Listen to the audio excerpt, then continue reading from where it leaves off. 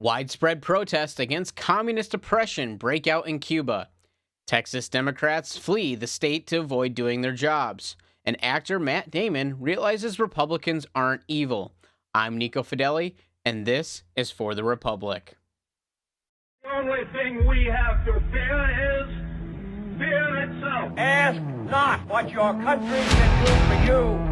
Mr. Gorbachev, tear down this wall.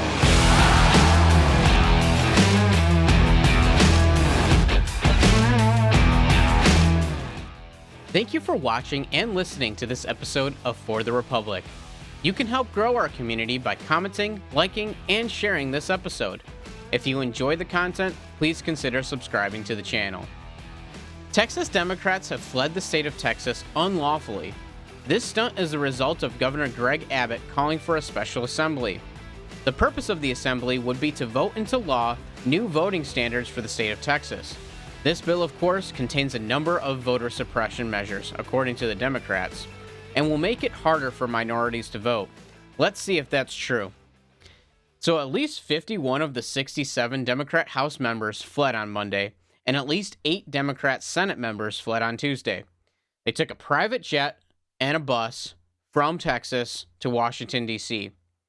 And on this bus, and on the plane, you could see Miller Lite in the background and everybody smiling, having a good time. But yet, it's a huge sacrifice for them to do this. They are leaving their friends, they're leaving their family members, all for the sake of democracy. Well, let's see what they're actually trying to avoid. Supposedly, they're trying to avoid legislation that will suppress voter rights. Let's actually take a look at the bill and see what it does. So, number one, it extends voting hours, so you have more time to vote. It also extends early voting up to 12 days. You can vote up to 12 days early in the state of Texas now. Employers are required to give time off for voting. So your employer is required by law now to give you time off so that you can vote. So in case you procrastinate and you're lazy like most Americans and you can't plan a day 2 years ahead of time to vote, the employer now has to give you the day off, or give you some time off rather, to go vote.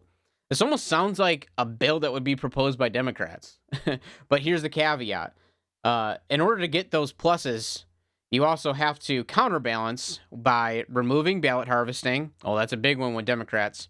Remove drive-through voting, because that can be super secure. And also, mail-in ballots require ID numbers, such as a social security number or a driver's license number. Again, this is huge. This is voter suppression. You're preventing minorities from voting. No, not really. This is actually upholding voter integrity. And honestly, the Democrats show no interest in upholding voter integrity. And by this stunt, Democrats are really showing their true colors here. They honestly don't want to go through the democratic process. They only want to pass their agenda, and they don't want any compromise. A lot of these things in here are what Democrats want. A lot of these things in this bill. You have extended voting hours. You have early voting, which I'm honestly totally against early voting. But it seems like this bill that was proposed has a lot of things that Democrats want. And it shows that Republicans don't want to suppress the vote. They want to make it easier for people to vote. But they also want to make it secure. And that's the thing here, is that if you want to uphold democracy, if you want to put trust back in the voting system, you need to make sure there's voter integrity. And things like ballot harvesting, mail-in ballots, drive-through voting, all of these measures that were put in for COVID, and Democrats want them permanent now. It's like all these emergency things that were put in for COVID. I mean, especially the emergency powers that governors get during COVID. They want this to be permanent. Like it's like the new normal. We've been hearing this for the last year and a half. It's the new normal, the new normal, the new normal. No, things need to actually go back to the normal that it once was. So we need to make sure that we uphold voter integrity. And this stunt that the Democrats pulled, I mean, it's not going to get what they want. It's just going to end up failing. It's just kicking the can down the road And eventually they're going to have to come back to their families. They're going to have to come back home, and they're going to have to conduct business. And what that's going to lead is that's going to lead to passing this bill, because they don't have the numbers and they're upset that they don't have control. But that's the way democracy works. That's the way it works. You're voted in, and a lot of times one party has control over the other, and that's how the people vote. So you need to buck up and start doing your job, because Governor Abbott will just call special session after special session every 30 days until November of 2022. So unless Democrats plan on camping out in Washington, D.C., away from their families until November of 2022, this isn't going to work. This isn't going to work at all. And the Texas House actually voted to arrest Democrats when they come back to Texas. Now, by arrest, that doesn't mean that they'll be arrested and go to jail, but what they'll do is they'll be detained, and most likely by cuffs if there's issues, and they'll be brought back to the Capitol, and the Capitol doors will actually be locked until they fulfill the quorum and conduct the business that was supposed to be conducted during the special assembly. So not to be confused with like a citizen getting arrested. No, they'll be arrested, but they won't go to jail or anything like that. It's basically a way of detaining them and bringing them back to the Capitol in order to do what they were elected to do. I don't think it'll come to this, but the Texas House did vote that if it is necessary, that they will arrest the Texas Democrats. Fleeing Texas is not a good look for Democrats. For a party that preaches about preserving democracy, they sure are terrible at practicing it. I don't condone this nonsensical behavior on either side of the political aisle. It's just not productive. It will fail in the end, and the only thing this did was cost the taxpayers money. The best option now is to go back to Texas and to fulfill their duties as members of Congress, as soon as possible. Last Sunday, Cuban dissidents spontaneously started protesting all over the island. Every night, thousands of Cuban citizens take to the streets protesting their oppressive government. The communist regime of Cuba has been plaguing the country for the last 62 years. Far too long, the people of Cuba have gone hungry and have not been granted basic human rights. So protests are widespread against the communist government in Cuba. According to the BBC, at least one person is dead and over 140 people are arrested. Cuban officials say protesters attacked police and vandalized government buildings. However, witnesses say that police attacked protesters unprovoked. And since people were arrested, their families have no idea where they are, even after a week. Here is a map. Let me show you a map of the protests across Cuba. For those who are listening, you can see that the epicenter of the protests is definitely Havana, but there are widespread protests across the whole island, from north to south, east to west. As you can see, shown by these little red dots, they are reported protests. They're spawned all over Cuba. The media blames the economic strain on COVID and U.S. sanctions, saying that the rise in COVID-19 numbers and the lack of vaccinations, and also the harsh embargoes that Trump put on Cuba, is the reason for these protests and the reason for this uprising and unrest in Cuba. It's kind of like the Obama position, where he was saying that, Cuba is being crippled by the sanctions in the U.S., and he took Cuba off the terrorist watch list, and he actually visited with the president of Cuba and kind of played softball with Cuba, even though they are a communist regime and they need to be denounced. A lot of people in the media are saying that it's Trump's fault because of the heavy embargoes and the heavy sanctions on Cuba, except that's not what the people of Cuba are saying. You can hear people shouting in the streets. They're saying libertad. They're saying libertad. They're shouting for freedom. Libertad, libertad, libertad, libertad, libertad.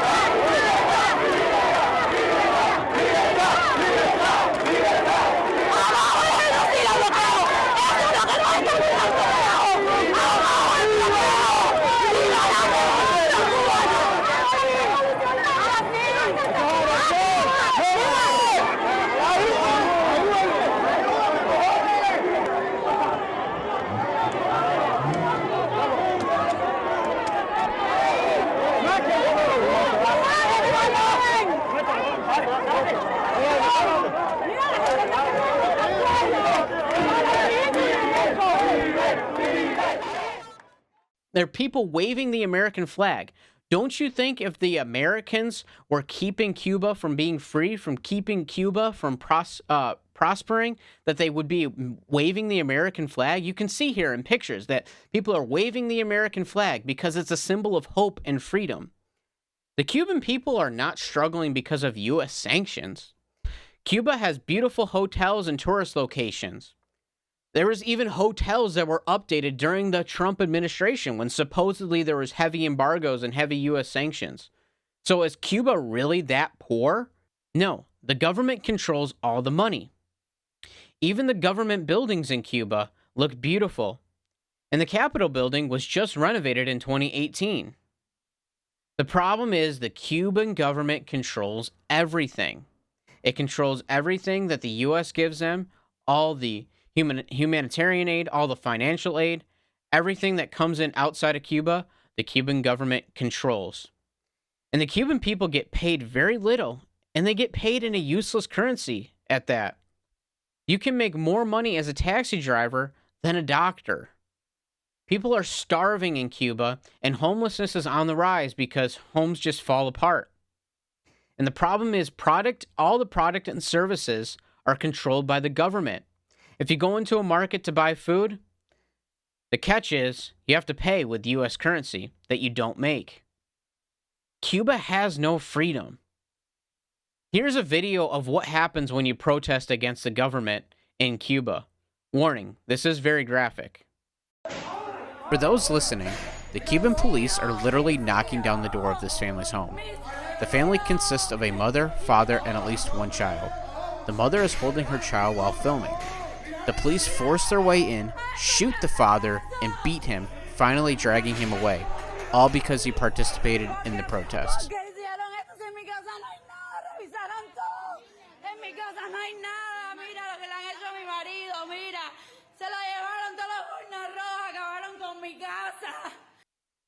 And this kind of oppression by the Cuban government is not anything new. Daniel Llorente was a Cuban dissident that waved an American flag during the May Day parade in 2017. He was beaten by government agents and went missing, then was expelled to Guyana, South America. In 2019, a UN refugee office offered Daniel protection. He said in an interview that he could never go back to Cuba in fear of being killed. There have been multiple occasions by non-governmental organizations for human rights reporting that the Cuban government forces political dissidents into exile, sometimes even by gunpoint. Could you imagine somebody like Gwen Berry, the U.S. Olympian hammer thrower, who on the podium turned her back to the flag, was carried off and beaten by government officials and was never to be seen or heard from again? It's something to think about when these activists decide to protest social injustice. The bottom line is that people of Cuba want to break away from the communist government. And Cuba is the latest example of why communism doesn't work. And these protests have gone worldwide. You can see people in Miami, you can see people in Chile, you can see people around the world are protesting for Cuban people to be free. In Miami, you can see t-shirts saying Patria y Vida, meaning homeland and life. And that's a play on words because the motto in Cuba is Patria o Muerte, which means homeland or death. The families in Cuba have no contact. Government controls communication, so they don't know if their family members are okay. Ben Shapiro spoke to a Cuban dissident, and the Cuban government actually cut off the call, and since then he has gone missing. Senator Marco Rubio spoke out against the Cuban government and was in support of Cuban protesters. I think that the first lesson we need to take away from it is that Marxism, socialism, doesn't work. The way socialism, the way Marxism has always worked, the way it's always empowered itself, is it goes to a people and immediately divides them. It says there is this oppressor class, and then there is this victim class, and these evil oppressors and, capitalists, in the case of socialism or traditional Marxism, they oppress the victims. And what you have to do is you have to give us the power in government to take care of these oppressors, to go after these oppressors. And if you give us that power, we will deliver you security. We will protect you from the oppressors. But the socialism can't deliver the security. And when it can't deliver the security, you don't get your freedom back. And in fact, when you start to complain about that, that is when the repression comes. Well, that's what's happened in Cuba. Socialism and Marxism has done in Cuba what it has done everywhere in the world that it's been tried. It has failed. It has failed. Senator Marco Rubio is absolutely correct. Communism cannot fulfill what it promises. And once it takes away your freedom, it doesn't give it back. Cuba is just another example of this, and the U.S. needs to act. They need to help the Cuban people. And financial aid, humanitarian aid, isn't going to do the trick because it all goes through the Cuban government. President Biden finally broke silence about the situation on Thursday, and he had some good things to say. Today, your press secretary said that communism is a failed ideology. I assume that's your view. I was wondering if you could also give us your view on socialism.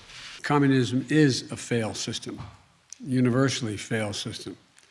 And I don't see socialism as a very useful substitute, but that's another story.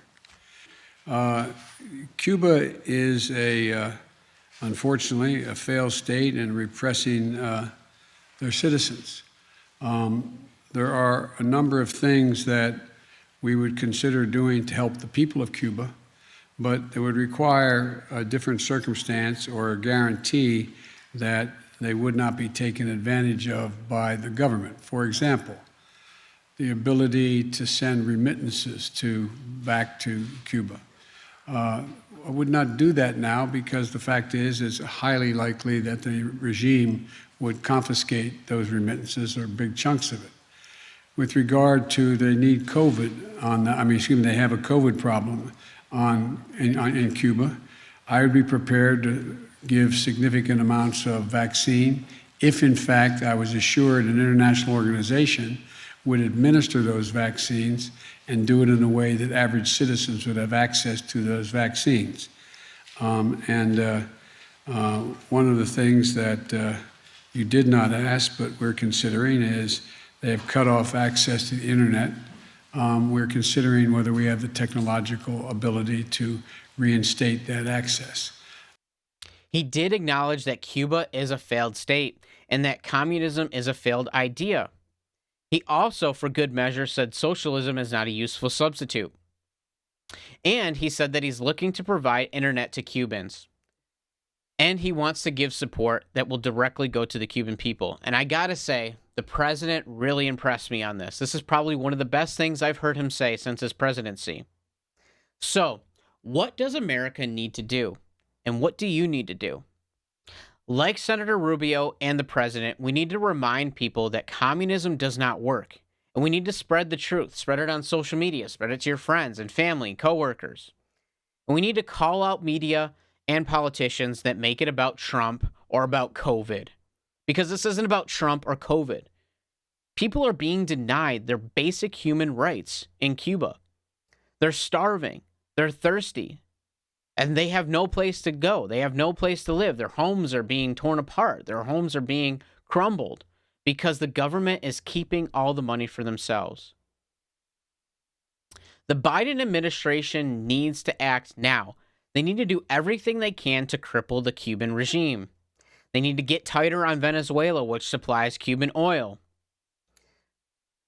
It's good that they denounce communism government, but it can't stop there. We have to find ways to get help directly to the Cuban citizens. And like I said before, humanitarian aid goes through the government. Financial aid goes through the government. So we need to get off this kick about allowing, lifting these sanctions and lifting the embargoes. I'm glad that the president hasn't budged yet on these things, because as soon as you lift the embargoes and the sanctions, it's going to give more power to the Cuban government. Right now, the Cuban government is vulnerable, and people are uprising, and we need to take advantage of it. We also need to deter mass immigration. I know this is going to be very tempting for Democrats. People don't want to leave Cuba. They don't want to leave their friends. They don't want to leave their families. They don't want to leave their heritage, and they don't want to leave the beautiful island of Cuba. And I don't blame them. What they want is freedom, and we need to do everything we can to help them. Crippling Cuba is justice. The U.S. needs to purposely disrupt the Cuban government. And you may say to yourself, that seems so harsh. But imagine a friend or a family member suffering from drug addiction. They can't pay rent or feed their family because they have all the money they spent goes on feeding their addiction. So you decide to help this person financially, hoping that it'll put more food on the table or it'll stabilize the living conditions. Instead, this person just spends more money feeding their addiction. And let's say this goes on for months or years. You decide enough is enough, and you understand that all of you done is enabled this behavior. So you cut off the financial support, the support that they have become heavily dependent on. This person gets evicted, they lose their home, their job, maybe even their children. It's at this point they've hit rock bottom and decide to get clean of their addiction. Is all this bad stuff that happened to them your fault? No, of course not. The same is with Cuba. The Cuban government has to hit rock bottom before they break. We have to make them vulnerable enough to be dismantled. America has enabled this communist regime long enough. And unfortunately, the U.S. has been soft on foreign policy for a long time. We need to either be hot or cold, completely isolated, or we need to get involved. There's no lukewarm. It doesn't work. Giving Cuba money here and there and then all of a sudden taking it away, this isn't working. 62 years, communism has been able to thrive in Cuba. And not for the Cuban people. No, for the Cuban government. We need to uphold our values, and there's a reason why Cuban citizens are waving the American flag. It's because of what it represents, and we need to uphold that. Uphold our values. Both Republicans and Democrats have been too soft on communism. I will say, though, JFK was better with Cuba than Trump was for Hong Kong. And that's a problem. Allowing China to break the treaty with Hong Kong was a huge disappointment for me. So the UK handed over Hong Kong back to China in 1997, and they agreed to allow Hong Kong, and China agreed to allow Hong Kong to govern separate from the communist regime of China. But time and time again, China continues to undermine the autonomy of Hong Kong. And this is a problem. And America has just stood by and watched this happen. Trump did not handle this situation at all, very, very well at all. And neither has Biden so far. And the problem is U.S., doesn't matter if you're Democrat or Republican, the U.S. has been soft on foreign policy, especially when it comes to communist regimes. Harsh action from the U.S. needs to take place. And you might ask yourself, well, from a Christian perspective, I don't think that's a good idea. Well, let me remind you that the God of the Bible is a just God, and the same God working today is the same God that worked in the Old Testament. Justice can be severe. Take the prophet Jeremiah, for example. Jeremiah was to Judah as America is to Cuba today. Take a look at Jeremiah 1:10. It says this: "See, today I appoint you over nations and kingdoms to uproot and tear down, to destroy and overthrow, to build and to plant." God is saying that he will use Jeremiah to rebuke Israel and that it'll cause its destruction, but he'll also use Jeremiah to build and to plant. So what happened in ancient Israel? Ancient Israel, also known as Judah at this time, was full of immorality and social injustice. There was spiritual immorality, including idol worship, breaking the covenant that they had with God, There's also social injustice. They were sacrificed children, and their rights were denied to those who could not help Israel's leaders.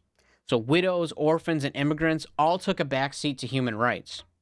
What was supposed to be done for the good of all of Israel was done solely for the profit and personal gain of the kings and the government. So Jeremiah rebukes Judah, saying that an enemy will come from the north and conquer Israel, and that enemy was Babylon. The God of the Bible allows for the destruction of nations to correct injustice. America can bring justice without the complete destruction of Cuba. All they need to do is topple the Cuban government and establish a democracy. So, Cuba was conquered by Babylon, and they were conquered in 586 BC. And before they were conquered, Jeremiah said that there will be a time when the nation of Israel will be restored. This was a prophecy. And that prophecy didn't come true until 1948. It took over 2,500 years for that prophecy to be fulfilled. And still, Israel is not fully restored. There are still Jews scattered across the world. And that puts things in perspective. So you may think that it's harsh to topple the Cuban government, and that could result in maybe leaders and people being taken out and things to be put in place so that a democracy can be established. And you may think that this is harsh and this is something that cuts against Christianity. But the thing is that put this in perspective with ancient Israel. God allowed the destruction of ancient Israel, and it didn't get fully restored. It's not even fully restored today, but the nation is restored 2,500 years later. So it seems to me that this situation with Cuba is a little less harsh than Judah falling to Babylon. So to put it in perspective, the consequence of justice is not the fault of the one who brings it. Because the Cuban government has been tyrannical and has been oppressing their people, the consequence for this is not the fault of the U.S., but U.S. will be responsible if they keep enabling this behavior, if they keep enabling this regime to continue. The good news, there is good news. Representative Mario Diaz-Balart, a representative out of Florida, already proposed a resolution. And the introduced resolution is called Expressing Solidarity with the Cuban People in Their Demands for Freedom and Respect for Basic Human Rights. And already we've seen a lot of co-sponsors for this resolution. But the thing is there was no Democrat co-sponsors. And that breaks my heart. Democrats are saying all the time that they are it's their number one priority to preserve democracy. And there are things coming against democracy. These new voter laws that are being proposed all over the country are supposedly suppressing the voter and suppressing people being able to vote. And it's the biggest threat to democracy since Jim Crow or the Civil War. And it's the 21st century version of Jim Crow. But where are they now? Where are their voices now? That nobody co-sponsored this resolution for Cuba on the Democrat side. And that to me breaks my heart. That to me tells me that the motives aren't about democracy. And I hope that they have a change of heart. There are some Democrats that have spoken out against their colleagues, and I commend them for it. There was a Democrat in Florida, a former congressman in Florida who was on the Democrat side that called out Alexandria Ocasio-Cortez for being soft on Cuba. And more of this needs to happen from both sides. This should not be a partisan issue. This should be clear cut. We need to dismantle the Cuban government now. We won't get a chance like this in the near future. This is a very pivotal point for Cuba as a nation. The unified uprising by everyday citizens wanting to overthrow oppressive government does not happen often. The US and free nations around the world need to take advantage of this moment. I hope that this is the beginning of a revolution, and I pray the people of Cuba will be free. It's time to leave communist Cuba to be read about in the history books where it belongs. This week on For the Entertainment, Matt Damon is starring in an upcoming drama film titled Stillwater. In order to build the persona and refine the character of Bill Baker, Matt Damon visits Oklahoma. He says his visit was eye-opening. For Matt, I think one of the most interesting parts of the film, and oddly charming, is when Camille asks Bill if he's voted for Trump, and he has an interesting out because he's a felon. Do you think that character would have, and how did you work with Tom to sort of build his geopolitical identity? Yeah, I mean, if Oklahoma's, I think was the reddest state in the last 2 elections, and you talk to those roughnecks, they're always going to vote.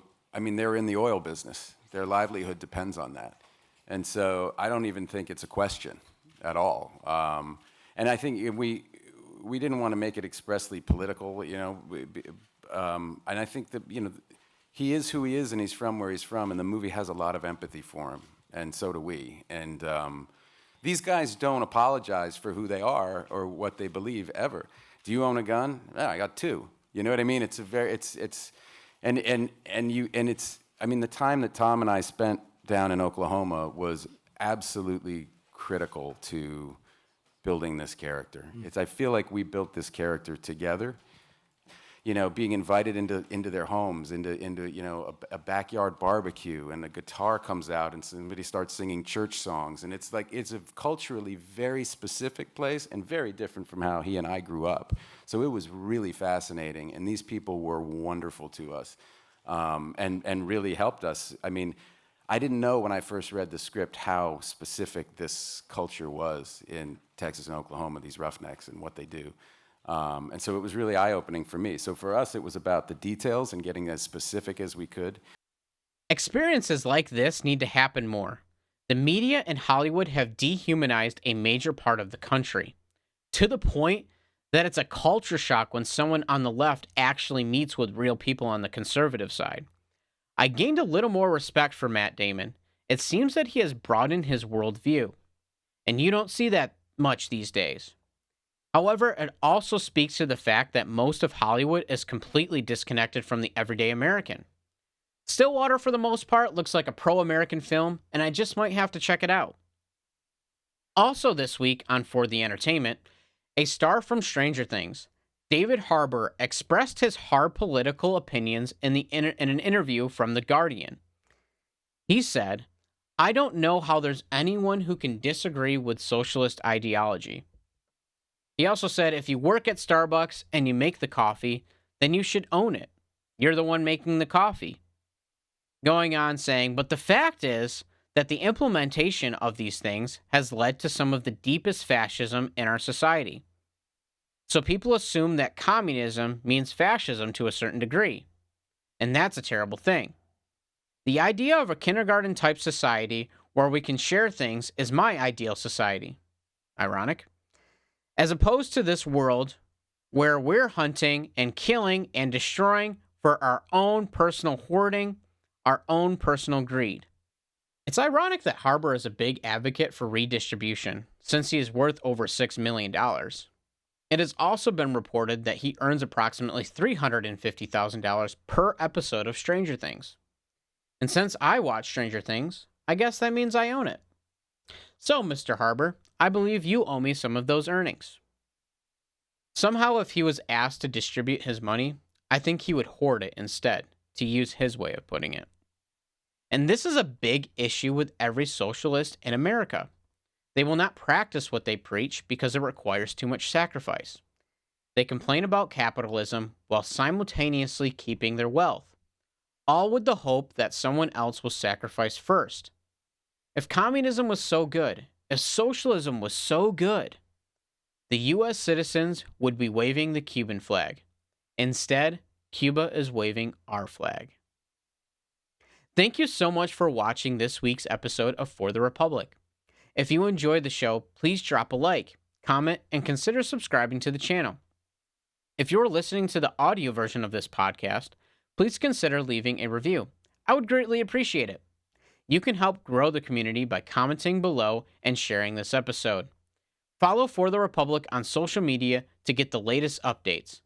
A new episode will premiere right here on YouTube next Sunday night at 7 p.m. Eastern. For now, be blessed and Godspeed.